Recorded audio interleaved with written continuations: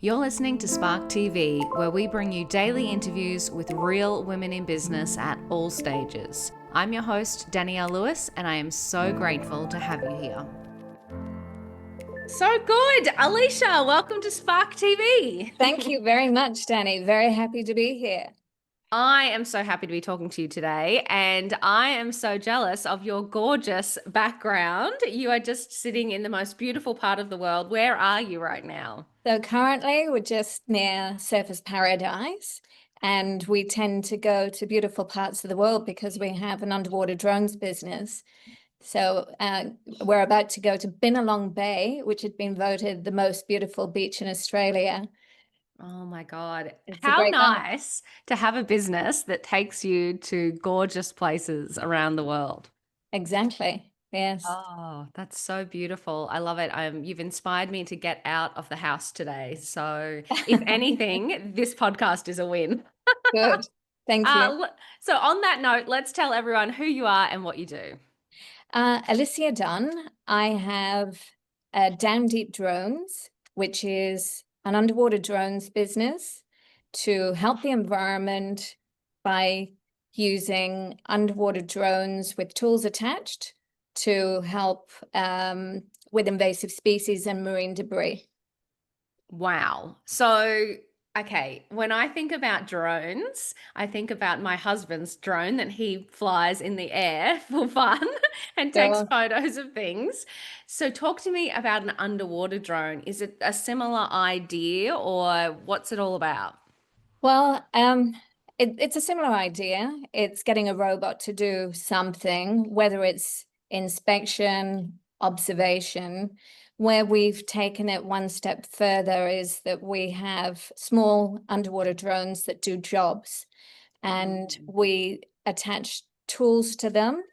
And there are aerial drones that do a similar thing, particularly for crops and agriculture, but also Mm. for monitoring forests and other, beautiful things in nature, just to make sure that everything's doing well if they're looking after rainforests or anything. So with what we're doing is very similar. We're protecting kelp forests. And like the rainforests that we see on the TV, particularly the Amazon, that is getting depleted. Kelp forests around the world are getting depleted. And so we're using our underwater drones with tools to protect those kelp forests from invasive species that are eating too much kelp. So yes, similar but different. I love it. And so, talk to me about why kelp is so important. Kelp is a carbon sink. So what that means is that it's doing a very important job for us. All our carbon emissions, we need to nullify those. And having kelp forests, that gets done. The more the kelp is diminishing, the more carbon there will be in the atmosphere. And also they're a nursery ground for fish and other species. They're very important. So, are you telling me that, okay, so humans are here, we're kind of doing awful things and destroying the planet, but the natural world is doing its best to, filter and help us do our thing, but that's actually being eroded as well. So, our natural way of, I guess, counteracting humans' impact on the planet is now diminishing. Exactly. You've got it in a nutshell. Because we're fishing too much, species and the normal predators that keep everything in balance and in check are being overfished. As a result, the balance is out of whack, just to put it Wow. in a non-sciencey term. Yes. And then, things like this happen. Urchins eat too much kelp. Their natural predators are not there. There's no way of stopping them. They are beyond the reach of divers. And Mm. so underwater drones are it. Yeah. Wow. So how on earth did you get into underwater drones? Quite a bizarre way, actually. So I'm not a scientist at all, although I've had a very steep learning curve doing this business, as you'd expect. I Mm. was managing a camping site, and someone that was camping there was working on underwater drones, and he had one that he'd made in his boot. And I'm like, what does this do? I've never seen it. How is it different from aerial drones? All the questions that we all have. Mm. And I was enthralled by it and decided to work with him. He's now my partner. His name is Ah, John Griffiths. gets the best of us. Yes. Napped him up, Yep. and yeah, we're working together. So he's the science, I'm the sales, Yep. but I am shining a light on his work. And whilst it's my business, I have full autonomy, and John and I decide what projects that we're going to do together, and it's a beautiful synergy. Wow, that's incredible. How do you, so thinking about it, your comment, you're the sales side, he's the science side. How is it working in a business where you actually have a mission? So, what I mean by that is oftentimes, yes, businesses are out there trying to solve problems, but, tend to be micro problems like, I want to help this person, get more sales. Like, I might be a marketing agency or a marketing software or a social media agency or something. You're kind of solving a micro problem. You're Mm. really trying to solve a macro world sustainability problem. How do you build a business around that? Um, it's quite difficult because people don't realize what the Mm, problem is. So first of yeah. all, there has to be a level of education. Um, in research organizations and governments, they hold the purse strings, and they're the Mm, ones that actually see what needs to be done, and they're the yeah. ones that actually pay us. And so whilst we're doing everything that we can to recommend that people go easy and don't deplete the resources that they have available to themselves, it's also a mission to educate government to let them see that this technology, this emerging technology, is now Mm, available to them. Whereas this problem has existed for 25 or 30 years all over the world in at least wow. 15 countries that we know of. And there are a lot of third world countries that you don't hear about, and Mm, they can't do anything about it. And so it's being able to make it a match for what their goals are. And as far as fishing industries and tourism go, it's very mm, important. They can see how much money is getting lost as a result. And so that's where our value comes in. It's what is the pain factor? yeah. What is causing the most problems? And it's everybody's income stems from sustainability and looking after our resources, and Yeah. particularly in Tasmania where we're doing the current project. Wow, that's incredible. So you actually have to, I know, I mean, I think about as a business owner, I've had multiple types of businesses and I've always operated in a way where there's been a huge market. So I could send 100 emails a day, every day if I wanted to. But I feel like your targets, if you said 15 countries, realistically, you've got 15 governments that you have to lobby to try and help them understand and see what's going on and try and get a slice of their budget for that term whenever they're in office. Well, the good news is that we're actually spending a lot of money on divers in the water. They can get to Mm, some of the urchins, but not all of them. yeah. For example, Port Phillip Bay has invasive urchins, and they're overtaking everything just down to 2 meters. You can actually see them very Wow. clearly. And they've just spent, I think it was $90 million. No, sorry, $50 million to get $90 million benefit. And Wow. yes, so big money is being spent. We only need a fraction of that. Yeah, that's right. You heard it here first. I mean, it's just super fascinating. So, how do you even go about contacting a government agency to talk to them about solving this problem? What we did was contact an abalone um, Ah, association, mm-hmm. and they have depleting numbers of abalone every year. And so they have massive pain. They're losing their revenue. And Yep. the more time goes by, the more these urchins are eating the kelp, and then the abalone's not able to survive as a result. Wow. Yeah, so 45 grams of kelp gets eaten by one urchin, and particularly in Tasmania, there's 30 million of them.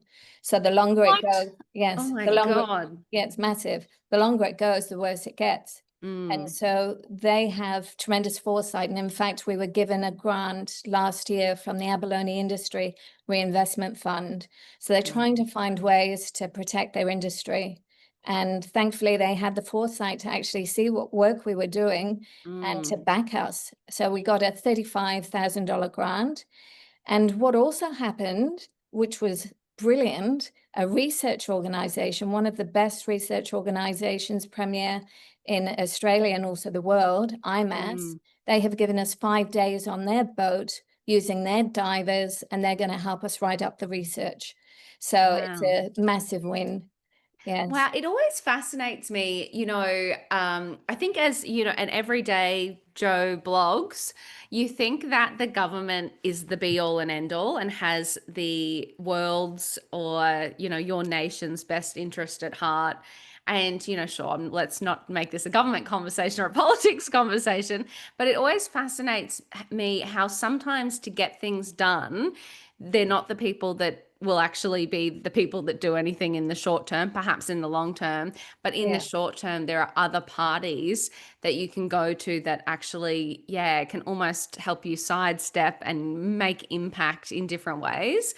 I know it's interesting I live in a small town in WA at the moment, and it's a huge mining town, and things that you think the government or the local political party people, the council should be taking care of, the mining industries actually step in, and Yeah. because they need the community to exist and be happy days. So to get things done, oftentimes it's better to go to the mining companies to Yeah. get funding rather than go to council who you think it should be their responsibility. So it just always fascinates me how sometimes Mm. to get things done, to get funding, we need to kind of think a little bit adjacent to, perhaps where you would think we're going to solve the problem. I totally agree. And I think that we've got it easy because wherever they're spending money on divers, it's just Mm, an added layer of work that needs to be done. We can go a little bit deeper than the divers and mm, can clear areas that have never been cleared before.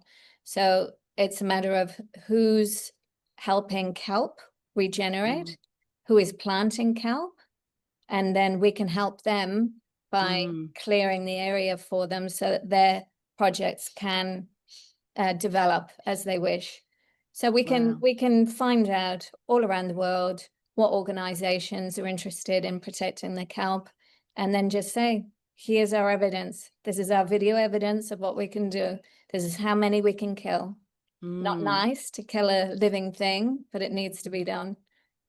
Yeah, that is actually super fascinating. And I would also assume that, a diver can only dive for so long. So only so deep and only so long, and they're human, so they need a break. So it would also limit their capability. And also I assume, well, you've obviously got to pay a diver. So the cost of actually having humans do this job, it just doesn't even make sense anymore when you kind of talk it out loud. Well, that's right. And there is obviously a huge role for divers. Mm, Underwater drones can support them. But yes, a lot of the jobs that divers do will be taken over by underwater drones. And unfortunately, that's progress. But what they can do is learn how to use underwater drones. And so I'm mm, encouraging all commercial divers to come to me in Tasmania, and we will show them how they can supplement their income mm. very affordably by using underwater drones. Wow, that's so fascinating. It's just, yeah, it's incredible how we have this opportunity right now. We're living in a time where technology can really help us solve a lot of the problems that we've created for ourselves. But I think what also always fascinates me is the fact that, you kind of talk it through and think, oh yeah, this is a no-brainer. We've got the technology, we can do this, but you actually have to go out and convince people that this is a huge problem and we need to act now, and we already have the ability to do it. You've just got to fund it. Exactly. Wow, you have your work cut out for you. I am wildly impressed. So Thank you. what is next for you? So is it a matter of, you said you were going out on the boat, you're writing up the academics, what is the next sort of 6 to 12 months look like for you? Hard work Mm. in Tasmania, out in a very beautiful environment on a boat every day, playing with underwater drones. And so, yes, it will be a lot of fun, but we have to get 60 hours of video together Hmm. of what the underwater drones are doing to prove that we do have efficacy, that we can actually do what we say we're doing, and Wow. how quickly we can do it. And then present it to whomever's interested and say, yes, we can protect that precious area.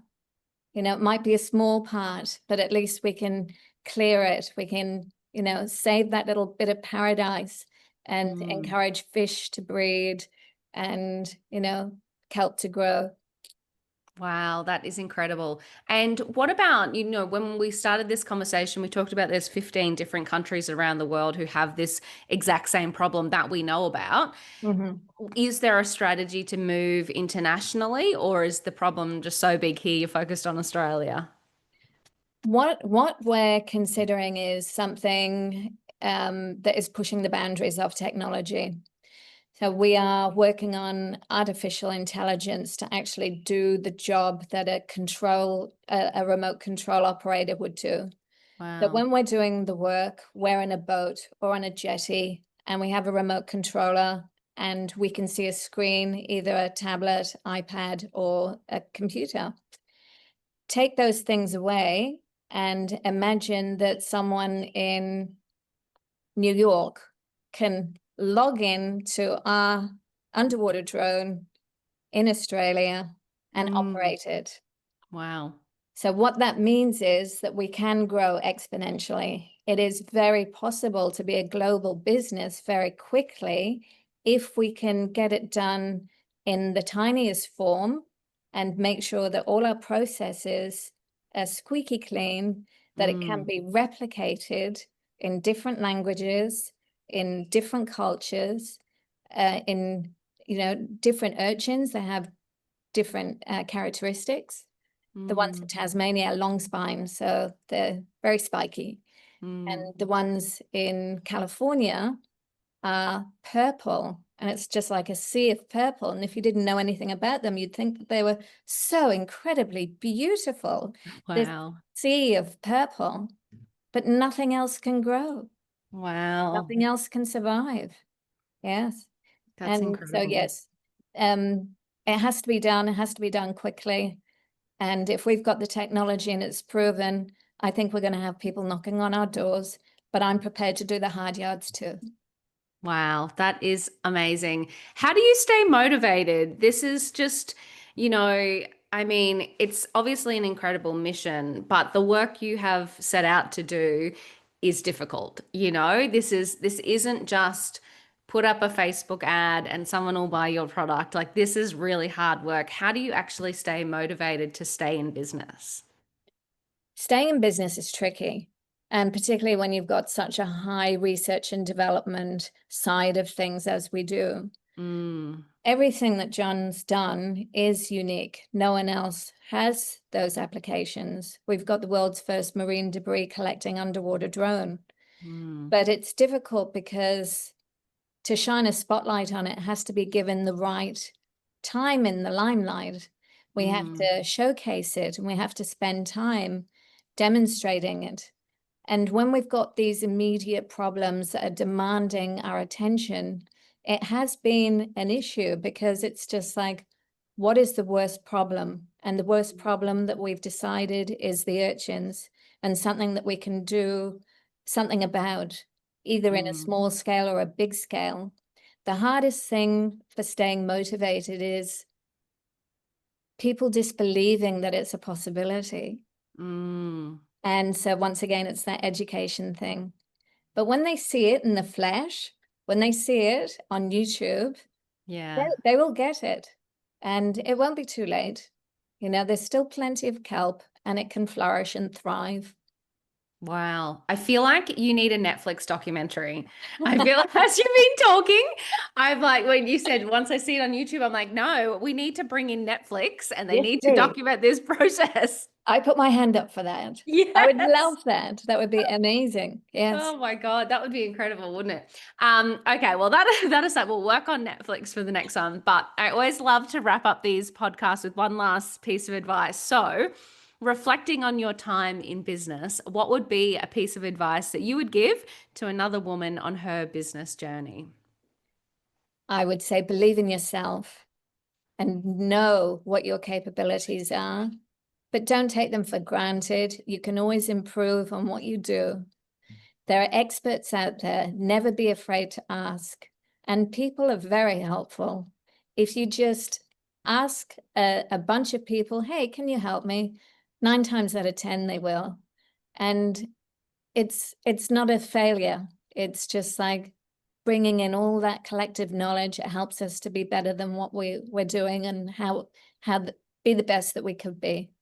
So in a nutshell, seek out people that can mentor you, that can give you advice. You don't have to take all that advice, but there are experts, and we can't be an expert at everything. Oh, I could not agree with you more. You are absolutely incredible.